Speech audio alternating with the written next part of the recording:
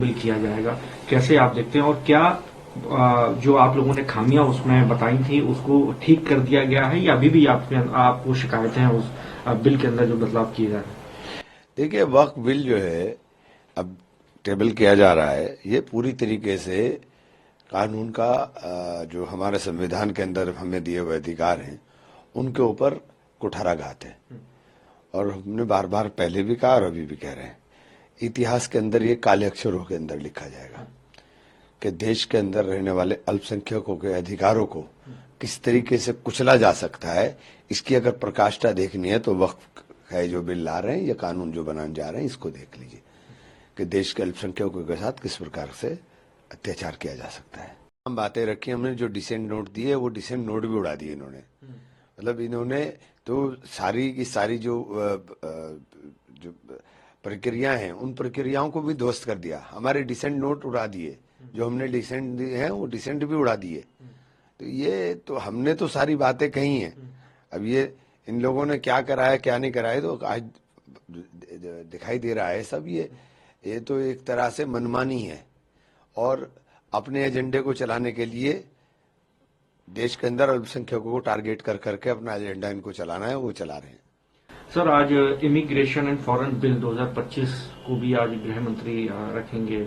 हालांकि उसमें बदलाव किया जा रहा है कि पहले जो बिना वीजा बिना पासपोर्ट के जो प्रॉपर कागजात जिनके पास नहीं होते थे, पहले 50,000 का जुर्माना, अब जो है कहा जा रहा है कि 5 लाख रुपए जुर्माना होगा, 7 साल की सजा होगी। आपको लगता है इससे फायदा होगा जो सुरक्षा है, जो बॉर्डर है उस पर? देखिए, ये सारी चीजें ऐसी हैं कि इनके आपके पैमाने अलग अलग हैं। अगर मुसलमान है तो आपके पैमाने अलग हैं और मुसलमान नहीं है तो आपके पैमाने अलग हैं। तो आपका एजेंडा सिर्फ एक ही है कि देश के अंदर धर्म के नाम पर नफरत फैलाओ। आप सिर्फ नफरत की राजनीति कर रहे हैं, नफरत के अलावा आपके पास कोई एजेंडा नहीं है। लगातार आप मार्केट देखिए, हाल खराब है, मार्केट लगातार गिर रही है, लोगों को, निवेशकों का पैसा डूब रहा है, लेकिन सरकार पूरी तरीके से मस्त है। इनको कोई मतलब नहीं है, चूंकि इनको हिंदू मुसलमान के अंदर सब चीजें मिल रही हैं तो हिंदू मुसलमान हर चीज के चश्मे से हिंदू मुसलमान करते हैं।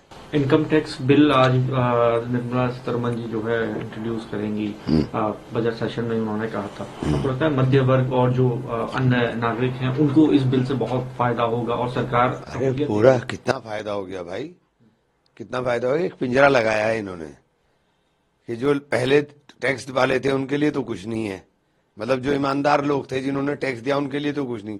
हाँ, जो चोरी कर रहे थे उनके लिए एक पिंजरा लगाया कि तुम इसमें आ जाओ, तुम्हें 12 लाख रुपए तक की छूट देंगे। एक बार वो फंस गए फिर उनको ऊपर लगेगा। यही तो है, और क्या है, इसके अलावा तो कुछ नहीं है। और सर, इंडिया अलायंस को लेकर जो चीजें हो रही हैं, लगातार ममता बनर्जी भी ये बात कह रही हैं कि हम अकेले लड़ेंगे। फिर कभी ये बात आ जाती है इंडिया अलायंस का अस्तित्व अभी है या नहीं है। आप खुद लोकसभा से सांसद बन के आए, क्या बिहार चुनाव के अंदर और जो आगे इंडिया अलायंस का जो फ्यूचर है वो सुरक्षित है, हम ये माना जाए?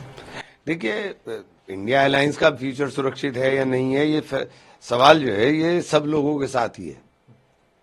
ये नहीं हो सकता कि आप कांग्रेस को हर जगह दबाएंगे। जो क्षेत्रीय दल हैं वो चाहते हैं कि कांग्रेस दब कर रहे। ठीक है, हम नेशनल एजेंडे के ऊपर हम अपना दिल बड़ा कर करके साथ चलने की बात करते हैं, लेकिन ये तो नहीं हो सकता कि हम अपनी पार्टी को ही खत्म कर लें। आप हमारी पार्टी को ही खत्म करना चाहते हैं सब लोग मिलकर, तो ये नहीं मुमकिन होगा। प्रभातखबर.com, विश्वास वही, रफ्तार नहीं।